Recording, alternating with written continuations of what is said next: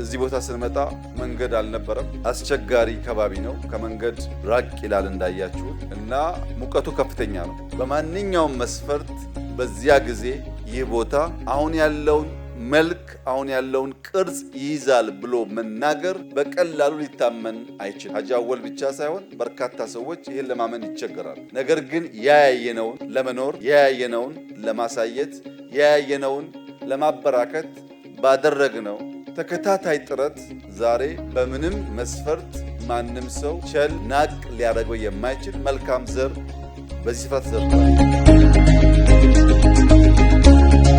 አፋሮች ላብ ወርቅ ያስገኛል፣ ስንፍና ግን አቧራ ያስታቅፋል ይላሉ። በላብ ወርቅ ይታፈሳል፣ በስንፍና አቧራ ይለብሳል። ዘንድሮ በልግን በበቂ ሁኔታ ኢትዮጵያ ውስጥ ማረስ ማሳረስ በመካከለኛው ምስራቅ የተፈጠረው ችግር ለኛ ብቻ ሳይሆን ለሚቸገሩ ሰዎች ለመድረስም ጭምር ትልቅ እድል ስለሚሰጥ ሳንዘናጋ ልክ በዚህ ቦታ ላይ ያልታየን አይተን መልካም ነገር እንዳስቀመጥን የበልግንም ዝናብ በዚያው ልክ መጠቀም ያስፈልጋል። ይህን ካደረግን የምናስበውን ብልጽግና ለማረጋገጥ በእጅጉ የሚያግዝ ነው።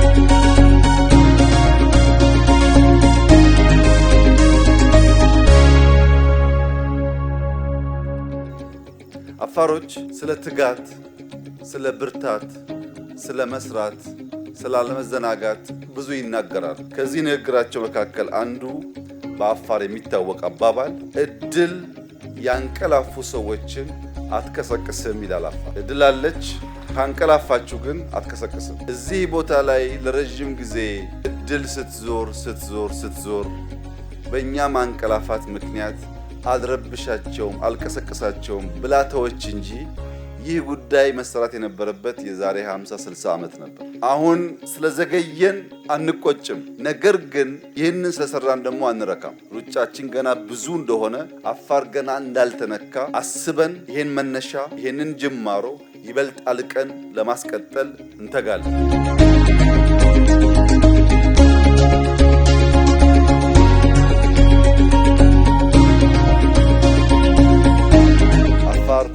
የኢትዮጵያ በረከት ነው። አፋር የኢትዮጵያ ጠባቂ ነው።